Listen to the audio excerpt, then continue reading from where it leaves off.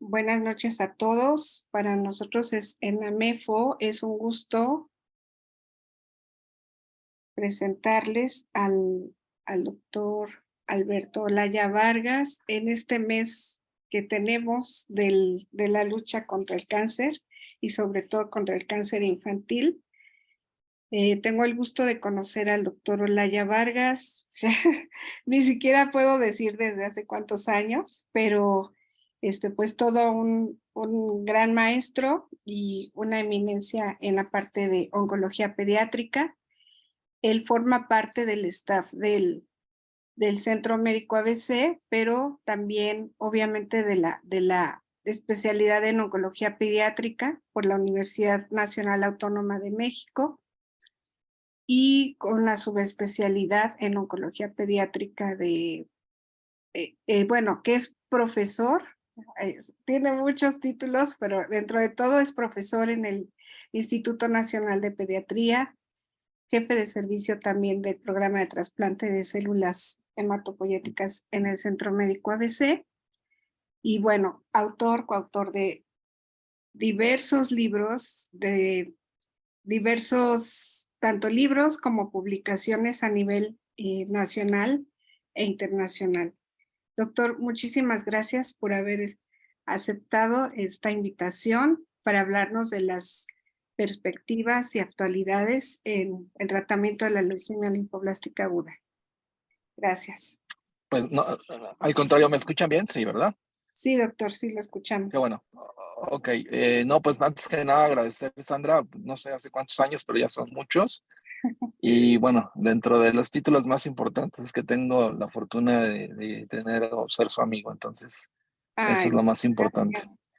Entonces, bueno, vamos a hablar un poquito sobre leucemias y las nuevas expectativas de tratamiento hoy día, sobre todo encaminado a las recaídas, que es uno de los problemas más importantes que tenemos en el país. Voy a apagar mi cámara para poder empezar. Entonces, bueno, como la que sigue, por favor. Ok,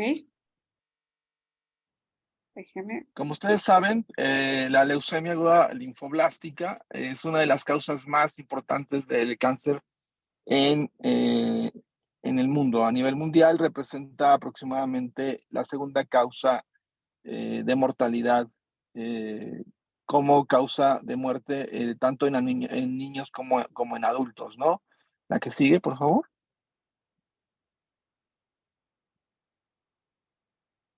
Y bueno, ustedes pueden ver en esta diapositiva que es una imagen, es una que nos muestra de manera muy importante cuál es la distribución de las causas de cáncer infantil en diferentes regiones del mundo y podemos ver que independientemente de la región en la que estemos, ya sea en Asia, ya sea en el sur del continente americano, en el norte del continente americano, inclusive en Europa, tanto occidental como del este, esa columna azul es preponderante y es dominante en todos y cada una de las regiones del mundo y esto representa justamente a las leucemias agudas linfoblásticas. Las leucemias agudas en general y más o menos entre 80, 75, 80% de todas las leucemias van a ser de tipo linfoblástico en el niño, mientras que aproximadamente entre un 25, 15, 25, 30%, dependiendo de la literatura y la región del mundo que revisemos, pertenecerán a las leucemias mieloblásticas. Sí, entonces, eh, eh, para en general para el mundo, pues la leucemia representa la principal causa de cáncer. Y de estas, como les repito, las leucemias agudas linfoblásticas. Lo que quería transmitirles es que aunque la incidencia del cáncer en la infancia es mucho menor que lo que sucede en los adultos, más o menos calculamos que uno de cada 10 casos de cáncer se van a presentar en niños, mientras que el 9 restantes van a ser en adultos. La incidencia en general en los niños no es tan frecuente como en los adultos. Sabemos y entendemos por el proceso mismo de envejecimiento celular, que el riesgo de tener cáncer va incrementando conforme incrementa la edad del individuo. Sin embargo, no es infrecuente que los niños puedan tener cáncer y que esto, la leucemia, sea la principal. La que sigue, por favor. Bueno, esta diapositiva es muy importante porque habla de los diferentes mecanismos de leucomogénesis que hay hoy día y que debemos de entender, ¿no? Hay diferentes conceptos que hoy día debemos de expresar para entender el problema de la leucemia. Si bien sabemos que la mayor parte de los cánceres y la leucemia no es la excepción, son enfermedades monoclonales. Esto significa que se originan de una sola célula o de una línea celular que se enferma por diversas causas que habitualmente pueden ser, en el caso de la leucemia, multifactoriales, que van a condicionar la pérdida de la heterocigosidad por diferentes mecanismos. ¿Qué es la pérdida de la heterocigosidad? Básicamente, basados en la teoría de Knudson, en donde las células heterocigotas pierden la capacidad de expresión de ambos genes y con esto o la predominancia de un oncogen. De tal manera que podemos ver que en la leucomogénesis hay diferentes mecanismos, ¿no? Desde genes que predisponen al desarrollo de esta leucomogénesis hasta genes que pueden estar asociados con la iniciación o la proliferación.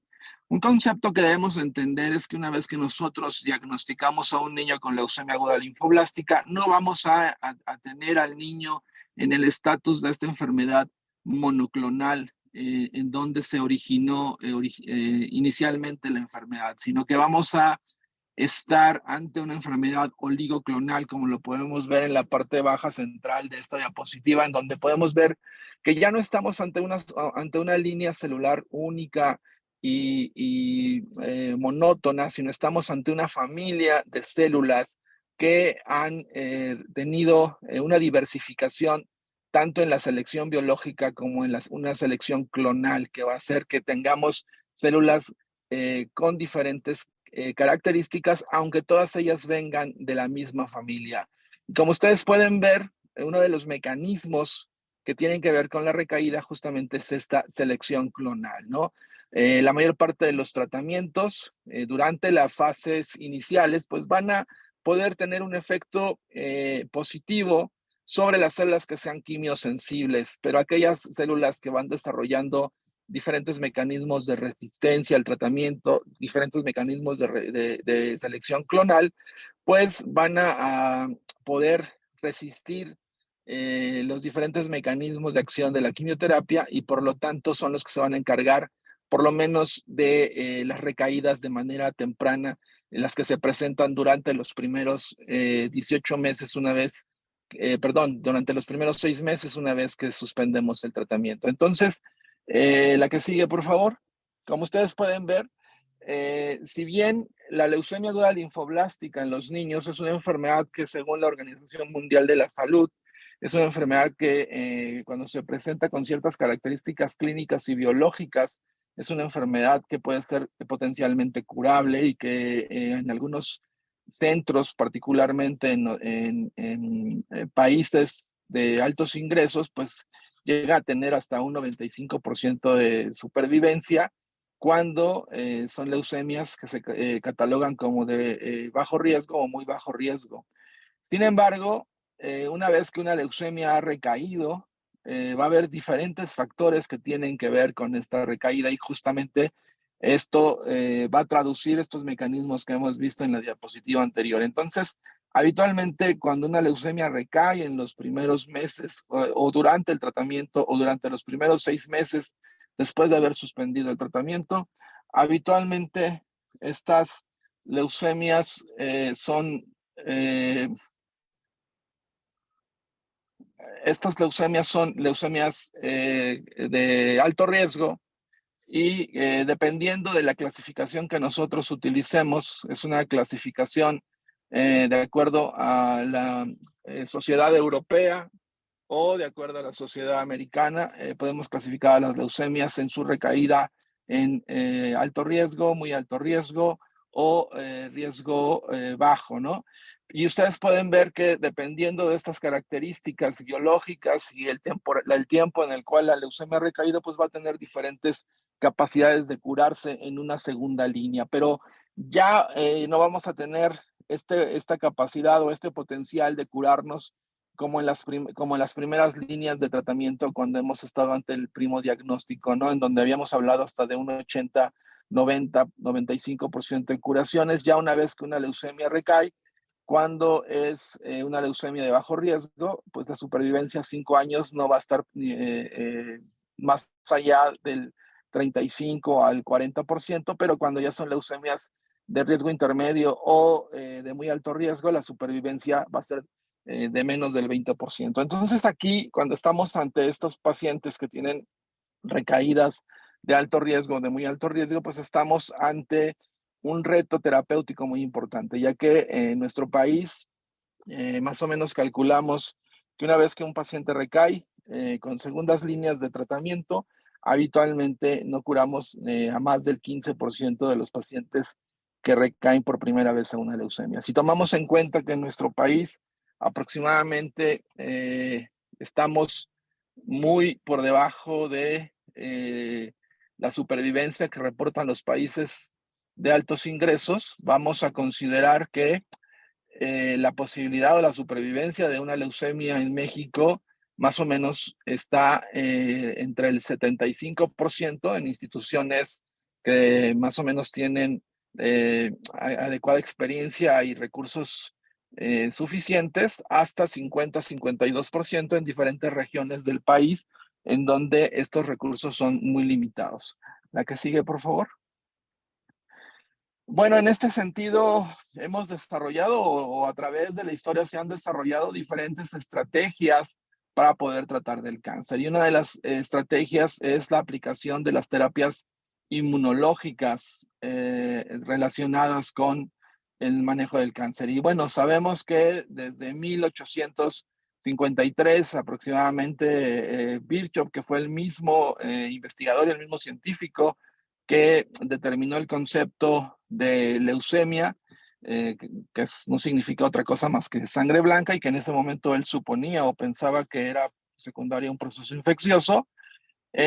Desde entonces, Virchow describe en diferentes tumores sólidos la participación y la presencia de un infiltrado de células inmunológicamente importantes o específicas en los tejidos que él analizaba. Y desde aquí es muy evidente que el sistema inmunológico juega un papel muy importante en las líneas de defensa para proteger al organismo del cáncer. Y así podemos ir viendo cómo a través de esta línea del tiempo se han ido desarrollando diferentes estrategias, pasando, por ejemplo, por la aplicación de terapias inmunológicas como la vacuna de la BCG, que se utiliza en el carcinoma de vejiga para estimular al sistema inmunológico inespecífico y poder generar una respuesta inflamatoria en contra de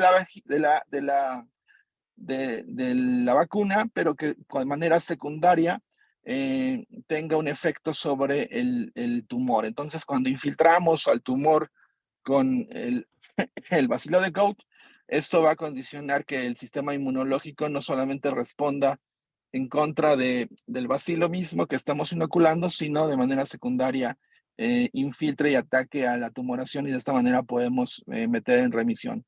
Y hoy día sabemos que la inmunidad juega un papel muy importante en la direccionalidad hacia los tratamientos terapéuticos en contra del cáncer. Entonces, desde hace más de 20 años tenemos el desarrollo de anticuerpos monoclonales específicos, por ejemplo, anti-CD20, como el rituximab, que es un anticuerpo monoclonal de primera línea, no humanizado, hasta los anticuerpos monoclonales biespecíficos que hoy tenemos que ya son humanizados, por ejemplo, ¿no?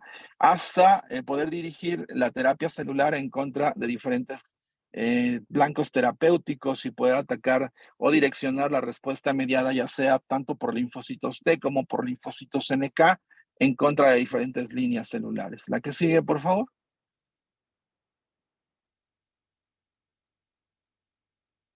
Y esto es un poco de lo que mencionaba, de lo que encontró Virchow desde 1863, como el componente de la infiltración inflamatoria en la tumoración no solamente juega un papel importante para el control local de la enfermedad, sino también para la diseminación de la enfermedad metastásica. Y podemos ver cómo el sistema inmunológico no solamente infiltra de manera importante la tumoración primaria, sino también en la microcirculación circundante a la tumoración, genera trombos que tratan de limitar la diseminación y los diferentes mecanismos de señalización que generan la metastatización de diferentes tumoraciones. Y de esta manera, el sistema inmunológico no solamente juega un papel muy importante en el control local, sino también en la diseminación sistémica de la enfermedad. La que sigue, por favor. Podemos ver en este estudio, en donde tenemos diferentes tejidos, tanto de tumores como mieloma, así como tumor de mama, cómo el pronóstico de estas enfermedades puede depender o tiene un factor muy importante, la infiltración de mononucleares alrededor del tumor, así como de células inmunológicamente específicas. Entonces podemos saber que en aquellos tumores que son ricos en linfocitos CD3 tienen una mejor supervivencia que aquellos en donde no hay este componente inflamatorio, ¿no?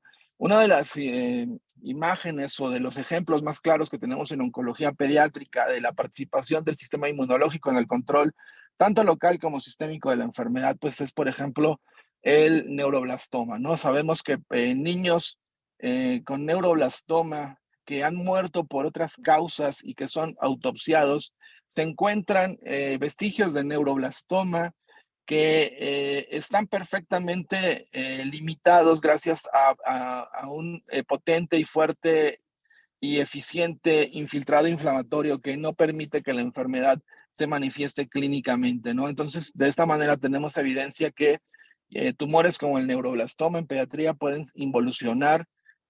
Anteriormente, cuando yo estudié oncología, decían que involucionaban de manera espontánea. Hoy sabemos que esto no es de manera espontánea, sino es a través del sistema inmunológico. Bueno, y esta es una diapositiva que a mí me gusta mucho porque los que no somos legos en inmunología nos logran enseñar que la relación entre la inmunidad y la tumorogénesis es una relación inversamente proporcional. Y aquí podemos ver cómo eh, cuando tenemos un sistema inmunológico que es el triángulo rojo ampliamente soportado y potente, puede tener la capacidad de mantener en control y remitir la enfermedad, ¿no?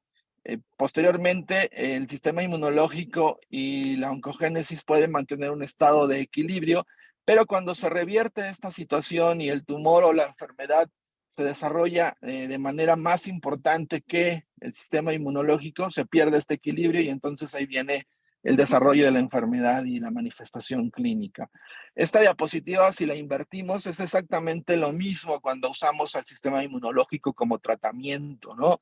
El tratamiento, el uso del sistema inmunológico básicamente como tratamiento va a estar direccionado para el control de las enfermedades residuales mínimas de los tumores que ya han sido controlados desde el punto de vista macroscópico, justamente por esta relación entre el sistema inmunológico y la tumorogénesis.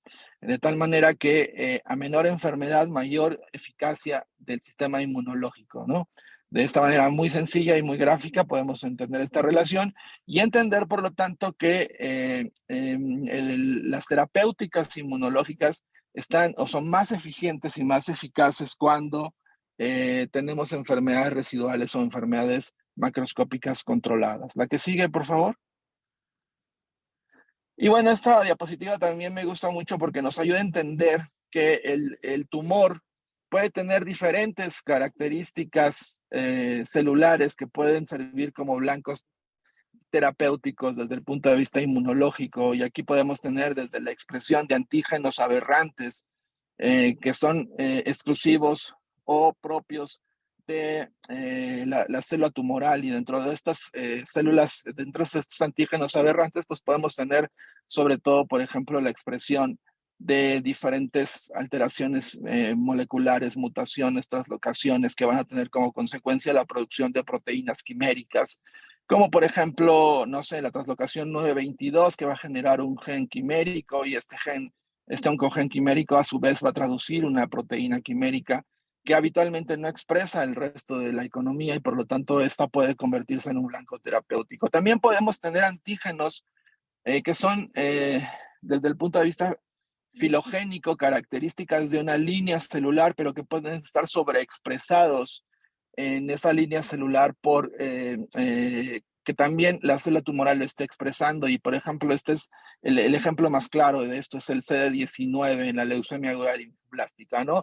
El CD19, que es una proteína que se sintetiza o que comienza a sintetizarse desde etapas muy tempranas de la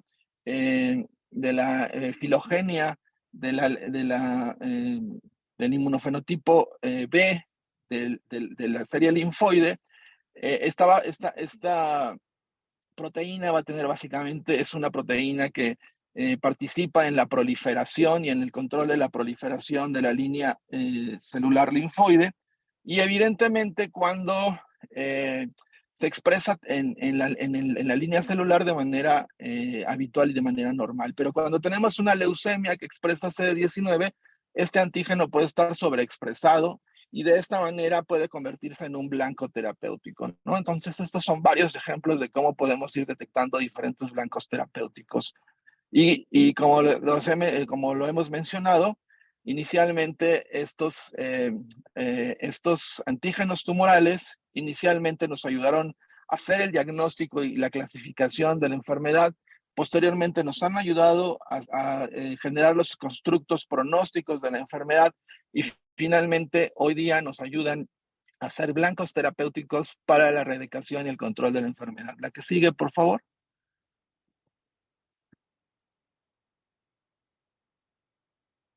Este es un ejemplo muy claro, como les mencionaba, por llamar la atención, por poner un ejemplo, la sobreexpresión de un antígeno, ya sea tumoral o ya sea de linaje, nos puede ayudar a poder direccionar de manera específica tanto anticuerpos, perdón, como líneas celulares en contra de este antígeno celular. La que sigue, por favor.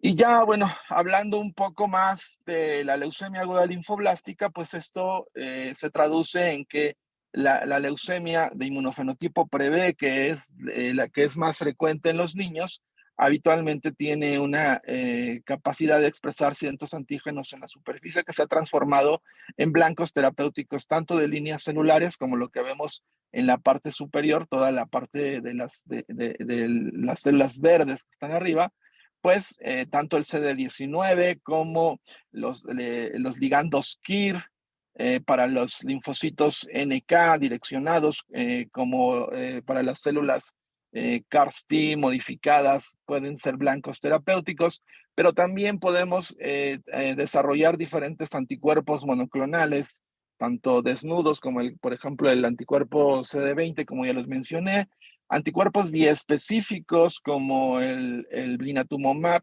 que es un anticuerpo que produce una potente sinapsis inmunológica entre el CD19 que expresa la célula leucémica y el CD3 que expresa el linfocito T citotóxico y de esta manera poder presentar y condicionar una potente sinapsis inmunológica y el inicio de una respuesta citotóxica que vamos a ver más adelante. Hay otros blancos terapéuticos como el TW1 que por mucho tiempo se ha utilizado inclusive como marcador de enfermedad residual mínima, el CD22, que en donde tenemos otro mecanismo de anticuerpo monoclonal, en donde este anti-CD22 funciona más bien como un acarreador o un carrier de quimioterapia.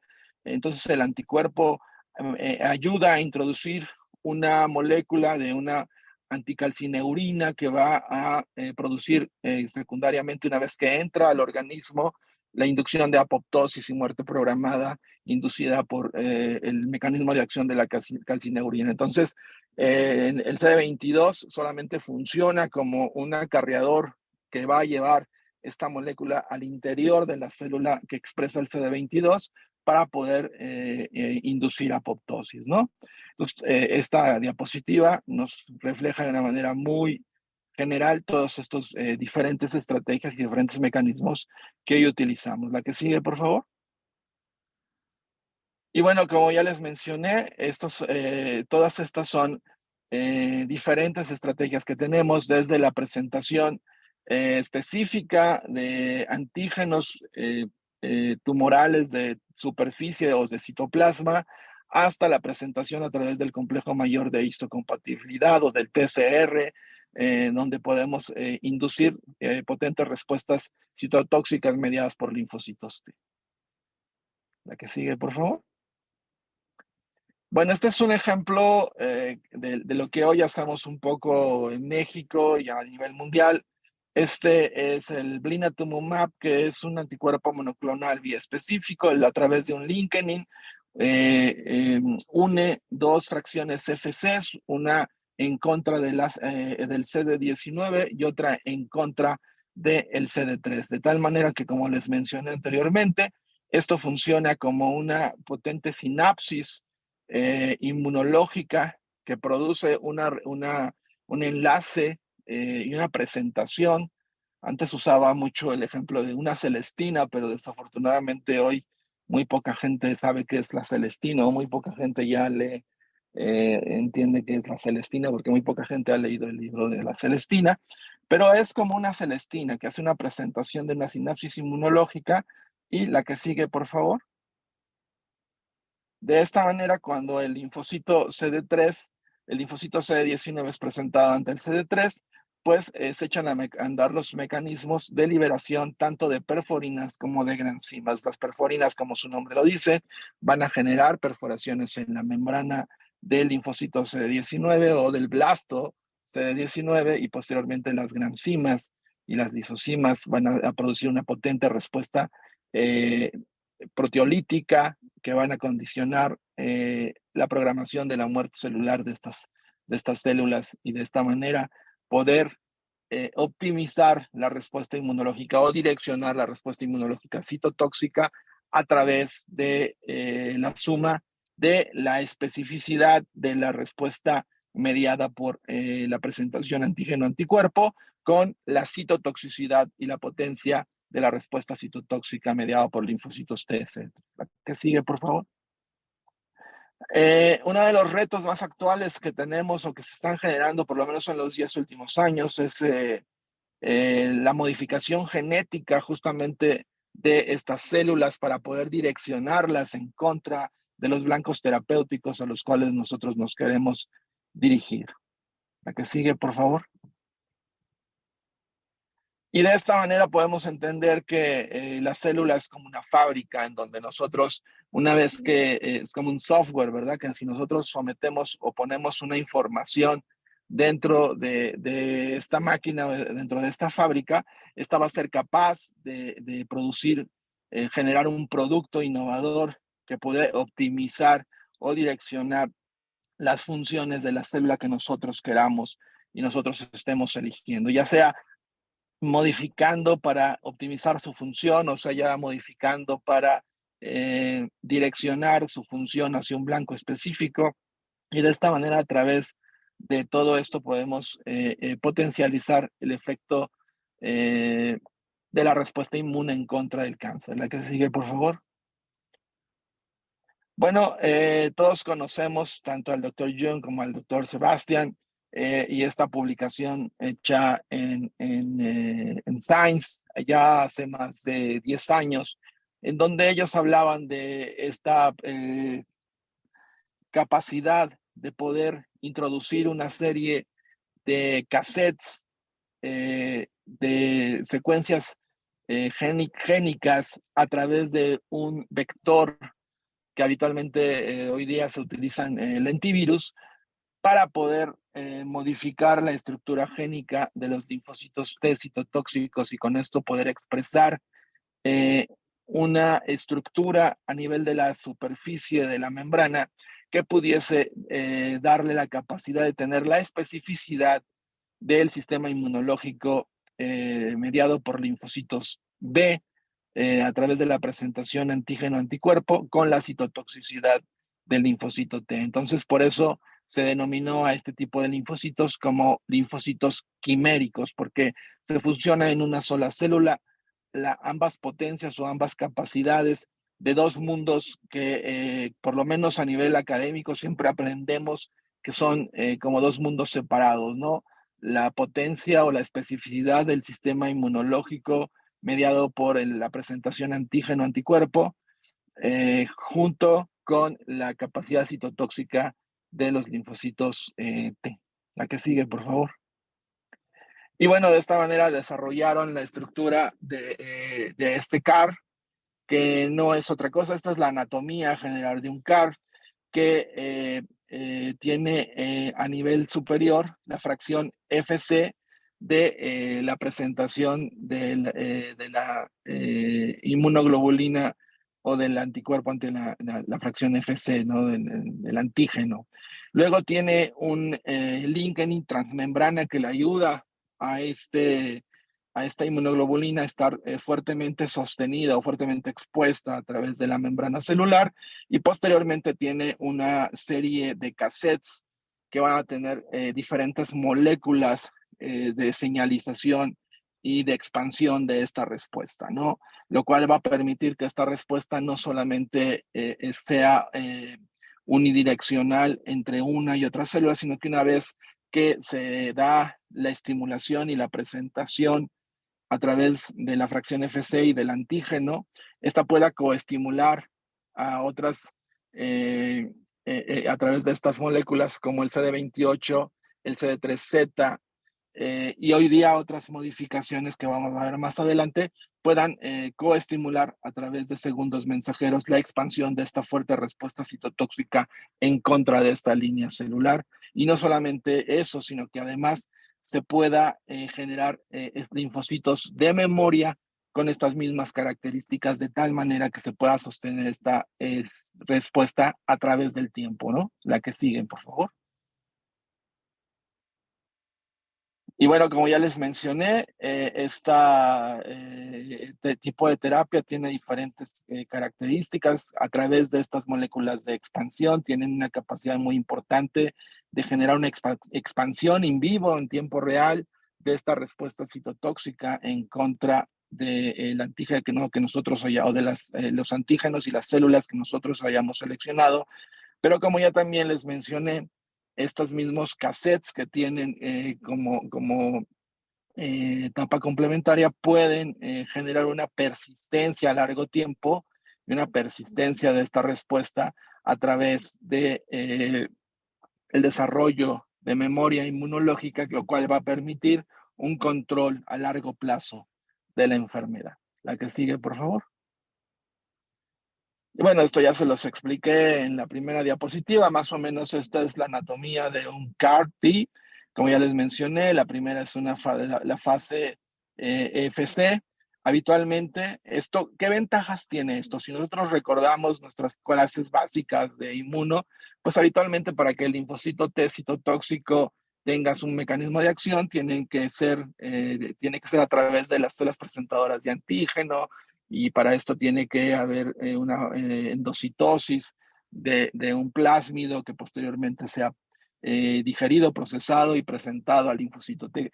Justamente este es uno de los mecanismos de inmunoevasión más frecuentes que puede utilizar la célula neoplástica para evitar la respuesta citotóxica. Y justamente a través de quimerizar y sumar la especificidad de la respuesta mediada por antígeno-anticuerpo a través de la inclusión de la fracción FC a la estructura del linfocito citotóxico es lo que nos ayuda a evitar este mecanismo previo y poder tener una respuesta citotóxica inmediata y directa.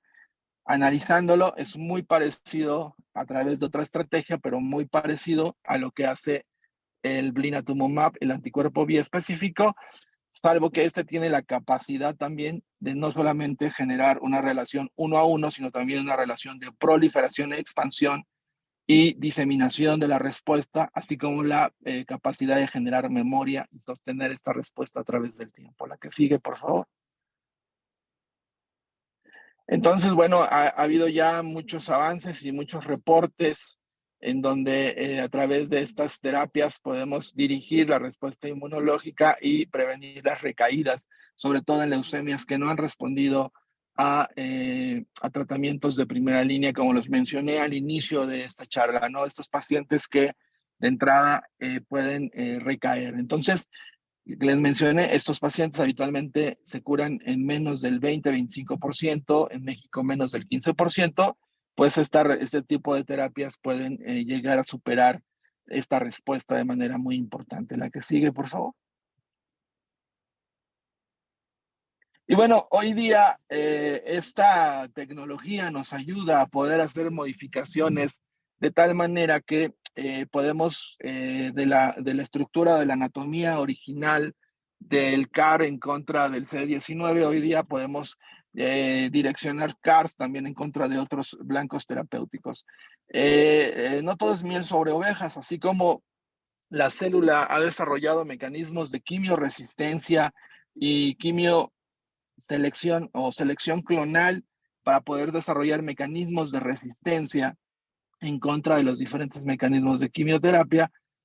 Hoy día las células neoplásicas también están desarrollando mecanismos de inmunoevasión, y uno de los mecanismos de inmunoevasión más importantes pues es la selección clonal, evitando la expansión o la expresión del antígeno para el cual hemos desarrollado el CAR. Entonces, si por ejemplo hemos desarrollado un CAR en contra del CD19, cuando el paciente recae después de haber sido expuesto a CARs contra CD19, habitualmente en la recaída, esta célula ya no va a expresar CD19 como un mecanismo de supervivencia para evitar el mecanismo de acción del CAR. Entonces, ¿qué han estado haciendo los investigadores?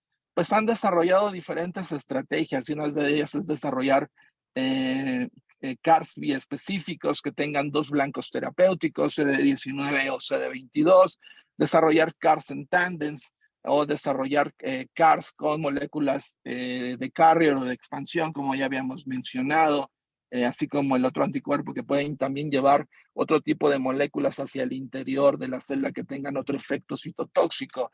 Pero también les han agregado mecanismos o cassettes que pueden inmunomodular la respuesta o pueden generar mecanismos para evitar otros mecanismos de resistencia inmunológica, como es, por ejemplo, la expresión de PDL1-1, por ejemplo, ¿no? Entonces, de esta manera, a esta anatomía se le pueden agregar cuantos cassettes uno tenga en la imaginación, y uno sea capaz de poder modificar genéticamente a la célula para darle las funciones que uno así a través de ello y de estas secuencias génicas puedan generar. La que sigue, por favor. Y bueno, esto es ya de manera más gráfica todo lo que les acabo de mencionar, cómo puede haber tanto CARs biespecíficos, CARs en tándem, CARs que pueden ayudar con diferentes mecanismos. La que sigue, por favor.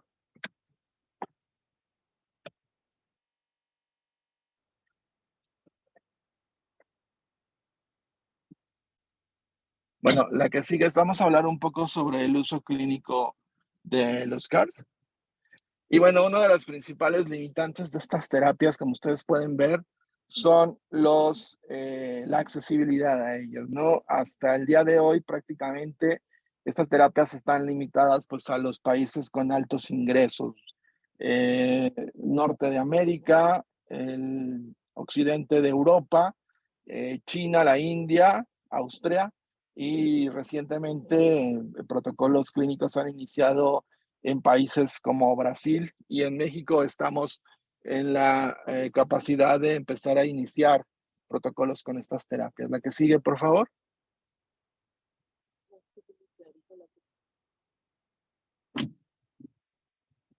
¿Cómo se fabrica un CARS? La que sigue.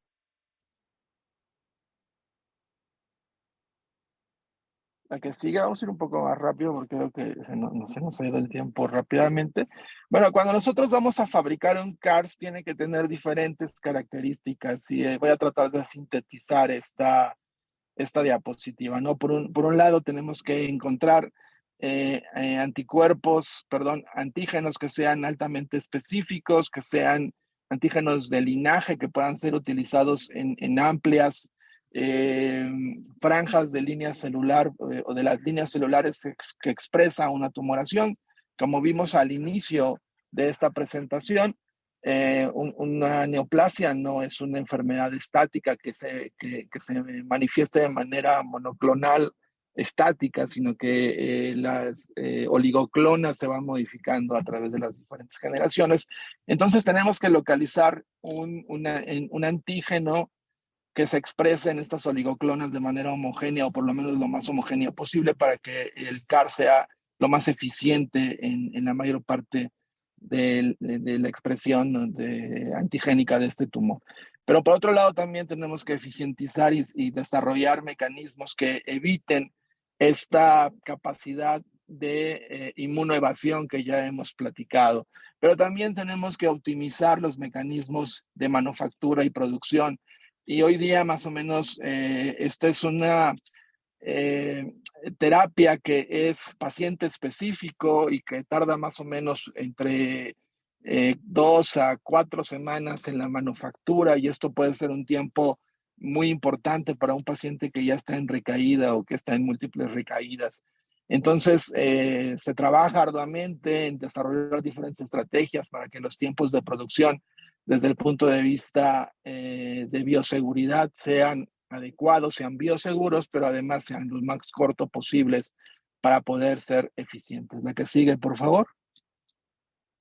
Y bueno, así de manera muy gráfica, ustedes pueden ver, estos son una diapositiva que trata de mostrarles cuáles son los ensayos clínicos que hoy día se están desarrollando y en qué región del mundo a nivel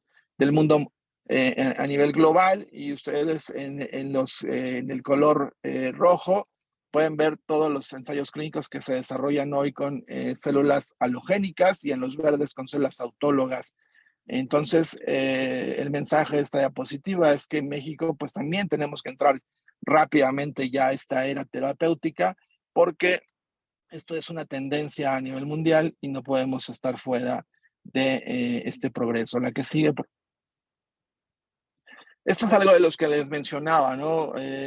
Tener la capacidad de encontrar un antígeno, como por ejemplo en el caso de la leucemia linfoblástica, un antígeno como el CD19 que se expresa desde el punto de vista de la filogenia, desde etapas muy tempranas de la filogenia, de la ontogenia de la línea linfoide de inmunofenotipo B, hasta etapas ya maduras o avanzadas, lo cual hace que sea un blanco terapéutico atractivo desde el punto de vista que incluye diferentes etapas o momentos en donde se ha desarrollado la leucomogénesis. Otros blancos terapéuticos interesantes son el CD19, el CD20, la que sigue, por favor. La que sigue. Y bueno, esto es un poco de lo que hay, de todas las características que hay que cumplir cuando uno manufactura este tipo de células.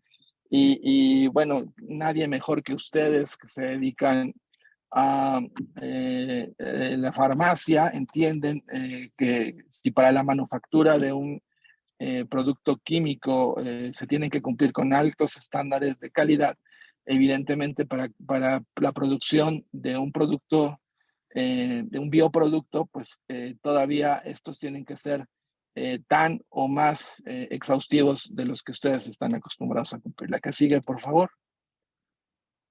Y bueno, evidentemente, ¿cómo podemos tener evidencia de que estos linfocitos se están expresando o no? Pues a través de la citometría de flujo podemos darnos cuenta cómo una vez que se hace la inoculación de estas células, se pueden ir monitorizando la expansión de estas células en diferentes momentos de la evolución del paciente, ¿no? En el día 6, en el día +8, y podemos ir viendo cómo estas células pueden ir proliferando o pueden no proliferar y de esta manera saber que nuestra terapia está siendo eficiente o no está siendo eficiente. La que sigue, por favor. Y bueno, uno de los factores, como les mencioné nuevamente, más importantes para la eficacia de este tipo de tratamientos tiene que ver justamente con el control de la enfermedad. En leucemia aguda linfoblástica, cuando tenemos pacientes con enfermedades residuales mínimas, que son las rayitas verdes que ustedes logran ahí, que son enfermedades residuales mínimas menores a 0.01%, habitualmente la supervivencia de estos pacientes es muy alta, ¿no? En este reporte inclusive lo hacen del 100%, pero cuando la enfermedad residual mínima es mayor, pues la supervivencia y los resultados disminuyen, lo cual, para no hacernos bolas, tiene que ver justamente con esa diapositiva de los triángulos encontrados, ¿no? A mayor enfermedad, menos eficacia de la respuesta inmunológica; a menor enfermedad, mayor eficacia. La que sigue, por favor. Y algo muy importante, si está bien, son terapias que han logrado un mayor beneficio, tampoco son terapias totalmente eficientes, y cuando empezaron hace 10 años parecía que iba a ser la solución definitiva al problema de la leucemia. Hoy sabemos que un alto porcentaje, más o menos entre el 35 a 40% de los pacientes que reciben estas terapias, a la postre pueden seguir o volver a tener una recaída. Hoy día, en el estudio que tiene más seguimiento, más o menos se calcula que la supervivencia de este grupo de pacientes está alrededor del 64-65% a 5 años. La que sigue, por favor. Esto es lo que les mencionaba anteriormente. En la que sigue. Y bueno, esto es también lo que les mencionaba sobre la capacidad y cómo vamos monitorizando la expansión a través de la citometría de flujo de los linfocitos CD3 que expresan el CAR, perdón, en la superficie, y podemos ver cómo en el día +1, prácticamente en la ventana de esta citometría, no tenemos ninguna población celular, pero como al día +15 ya tenemos una franca expresión del linfocito con la expresión o con la inclusión del CAR, y ya como a través, en el día +21, esta expresión se logra sostener, ¿no? Que es lo que nos interesa, no solamente lograr la expansión, sino también lograr que esta respuesta sea sostenida de una manera persistente. Este es el estudio pediátrico más reciente, en donde podemos ver nuevamente la trascendencia de la enfermedad residual mínima, que tenemos los 3 tipos: respuesta completa, respuesta parcial y sin respuesta o con alta carga tumoral. En la verde es con respuesta completa, la roja es con respuesta parcial, y la azul es con la enfermedad macroscópica. Entonces podemos ver que a mayor cantidad de enfermedad, menor respuesta, ¿no? Pero nuevamente les llamo la atención para que ustedes se den cuenta que a pesar de la eficacia de estos tratamientos, pues sigue habiendo una importante cantidad de recaídas. Sin embargo, hay que considerar que estamos hablando de niños que ya han recaído y que han recibido otro tipo de terapias, y es que estas son terapias de rescate. Entonces, el aún seguir rescatando 50% de los pacientes que íbamos a perder el 100%, es un número muy importante de pacientes. La que sigue, por favor. Y bueno, estos son diferentes estudios que comparan la eficacia, como ya hemos visto, pero en general el anterior es el más representativo. La que sigue. Y bueno, ya por último, simplemente mencionar que estos son algunos de los mecanismos de resistencia de los CAR: la función deficiente de la célula, y esto tiene que ver cuando la manufactura no es adecuada, pues la calidad es inapropiada, la función de la célula T, por lo tanto, disminuye. El microambiente tumoral también tiene que ver, la expresión de checkpoints, inhibidores como el PDL1, factores de crecimiento tumoral, el escape antigénico, que ya habíamos mencionado, que es el principal mecanismo de inmunoevasión que hoy día tenemos con estas terapias. La que sigue, por favor. La que sigue, esto ya lo vimos más adelante.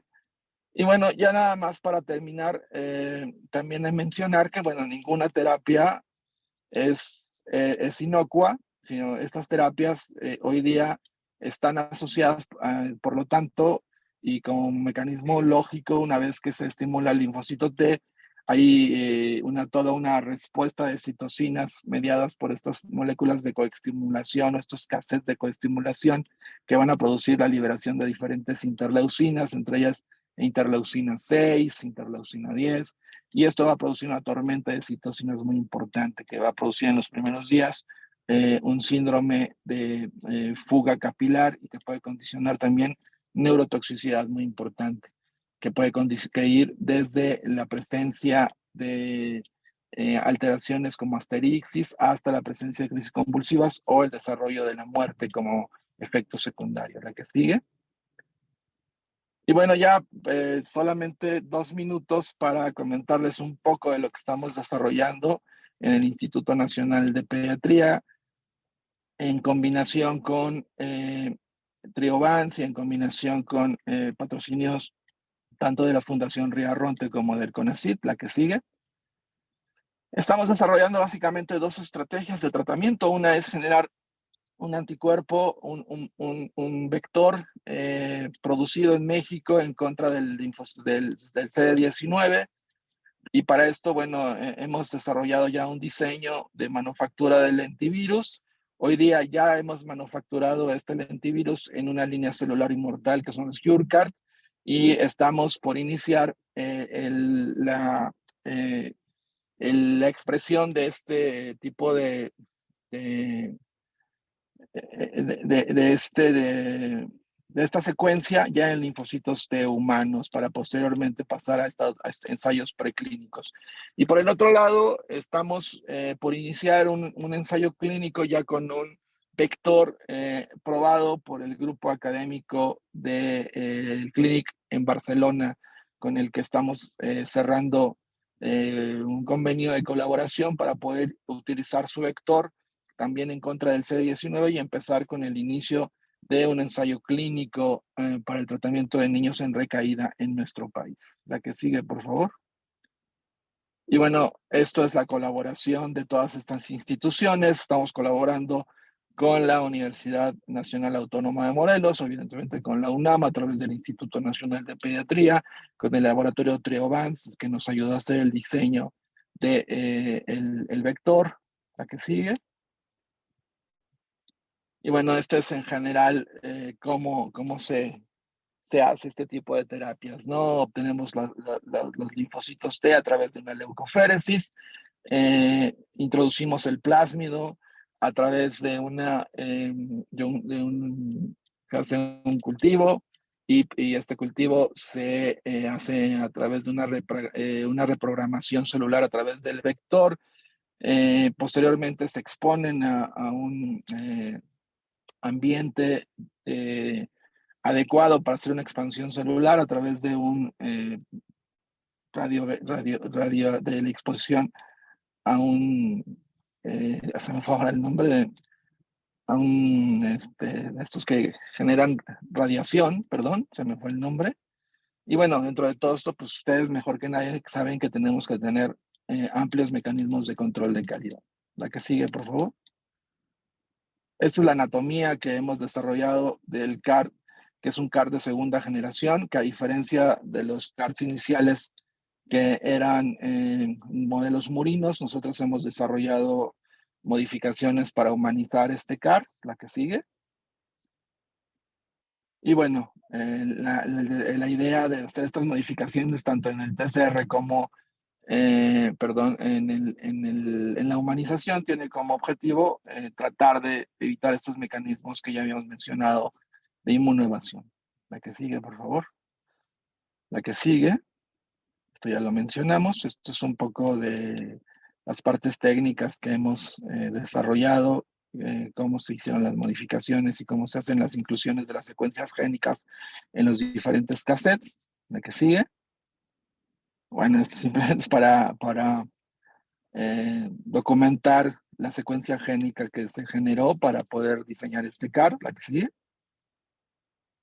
Y bueno, esto es más gráfico y al menos yo lo entiendo de esta manera más claro, ¿no? Lo que necesitamos es generar una nueva línea de super soldados que expresen una alta especificidad y una alta potencia citotóxica en contra de la línea celular que estamos tratando de erradicar, que en este caso es el blasto de inmunofenotipo B. La que sigue, por favor. Y bueno, creo que con esto podemos terminar. A ver, nos quedan tal vez un minuto para algunas preguntas y pues agradezco mucho la invitación, la atención. Espero que haya sido de interés esta charla. Muchas gracias. Doctor, nos ha volado la cabeza con la información.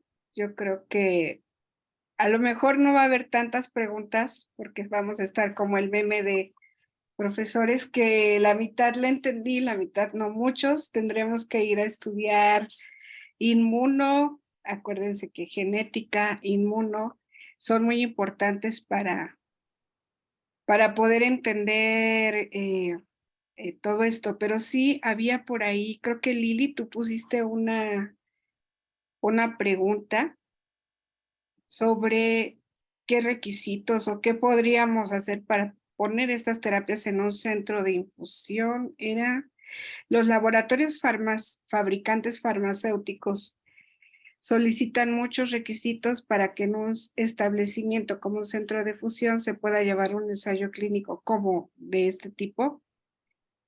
Ah, miren, hay dos formas de manufacturar este tipo de terapias. Hay una forma que llamamos abierta, en donde pues sí vamos a requerir de un laboratorio con criterios GMP nivel 5, que para además hacerlo más claro, en México no hay ninguno todavía, o sea, no tenemos ningún laboratorio que tenga estas características, que además pues, ustedes conocen cuáles deben ser sus características mucho mejor que yo, pero esto es para hacerlo de manera abierta. Pero bueno, ahora hay diferentes plataformas que nos ayudan a hacer todo esto que les he mencionado de una manera cerrada y semiautomatizada, ¿no? De tal manera que podemos poner la bolsa de linfocitos en un extremo y posteriormente al extremo contrario, 20 o 21 días después, poder tener el linfocito T de manera semiautomatizada en un sistema cerrado que solamente va a requerir un cuarto limpio, habitualmente GMP nivel 2 o nivel 3, no más de eso, que esto ya hace más accesible la manufactura en países como el nuestro, ¿no? Entonces nosotros estamos trabajando con una plataforma de un laboratorio alemán que se llama Miltenji, que es nosotros ya teníamos experiencia trabajando con ellos en la selección celular a través de campos electromagnéticos y ahora estamos empezando a utilizar esta técnica para poder hacer este sistema de manera semiautomatizado con estas mayor accesibilidad, vamos a llamarlo así, ¿no? No sé si con esto respondo yo a la pregunta. Sí, yo creo que, y para la infusión, bueno, no es una infusión, sino se requiere un ambiente hospitalario, o sea, realmente Ah, toda la sí, toxicidad relacionada no creo que se pueda hacer de manera no, ambulatoria. no, totalmente. Este tipo de pacientes deben estar también, así como la manufactura tiene que cumplir con ciertos requisitos, el centro hospitalario donde se atienden estos pacientes tienen que tener ciertos requisitos. Y para esto, en Estados Unidos y en Europa, se han creado los criterios o los estándares de FAC o JACE para terapia celular, tanto para la manufactura como para el manejo clínico de estos pacientes. Entonces, lo único que les puedo decir es que a nosotros, para llegar a este punto casi inmediato del inicio, nos ha llevado casi 7 años de prepararnos, tanto en la parte clínica como en la parte técnica para poder estar a este punto ya casi al inicio. Pues, doctor, muchas felicidades al instituto y a todo su equipo y este trabajo de, como usted ha dicho, de mucho tiempo, y pues también a todos sus patrocinadores, todo lo que se requiere, porque es definitivamente un esfuerzo titánico, aparte del día a día de del tratamiento de estos pacientes.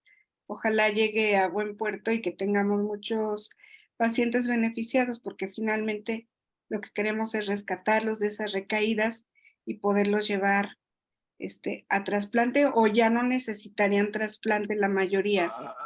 Hay algunos ensayos clínicos que hoy están utilizando estas terapias como terapias puente para obtener la remisión y posteriormente llevarlos a trasplante. Llevarlos a Hay algunos pacientes que con estas terapias pueden omitir el trasplante. O sea, todavía estamos construyendo todos esos criterios para saber cuáles van a requerir un trasplante posterior a terapias con CARS, o cuáles los CARS van a ser suficientes para poderlos curar y no tener que ir a un trasplante. Entonces, les repito, esta terapia en el mundo tiene 10 años y ustedes saben que en medicina, para generar evidencia en 10 años es muy poco tiempo y estamos apenas aprendiendo en muchas de las respuestas, en construcción de muchas de esas respuestas.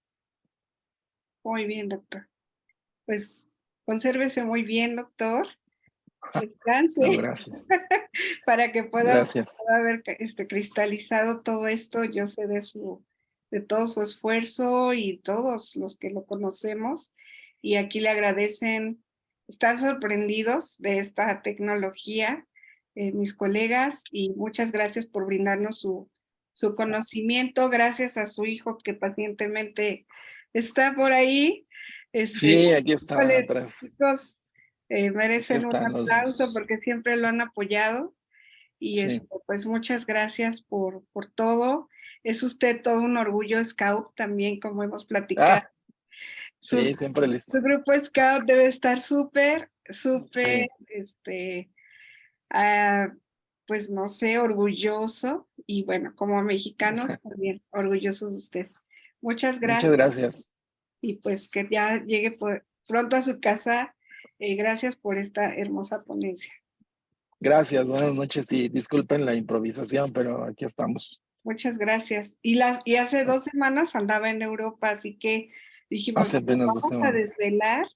Y bueno, de Aquí todos modos, estamos. doctor, siempre bien ocupado, pero gracias por atendernos y compartirnos todo el conocimiento. Gracias Gracias. por su paciencia y buenas noches. Descansen. Buenas noches. Hasta luego. Hasta luego. Bye. Vale. Pues muy bien, chicos. Muchas gracias por su atención. Recuerden y vamos a mandarles las ligas de nuestra sesión a todos nuestros socios para que, por ejemplo, esta ponencia la vuelvan a ver, y los que quieran volverla a ver también en el Facebook, la vamos a dejar ahí, la publicación. Todo este tipo de investigaciones pues requiere un equipo multidisciplinario, y nosotros, bueno, yo por ejemplo de cárcel en los congresos ya había estado escuchando de ellos hace muchos años y realmente no pensaba que fuera a verlo. Y vean, ya hay ensayos aquí en el INP, y a los colegas del INP, pues qué orgullo, y algún día van a poder estar viendo estos esfuerzos cristalizados. Tendríamos que aprender mucho de inmunoterapia, como vieron, también repasar genética. Y bueno, pues vamos a seguir adelante con ilusión y compromiso. Buenas noches y muchas gracias por todo.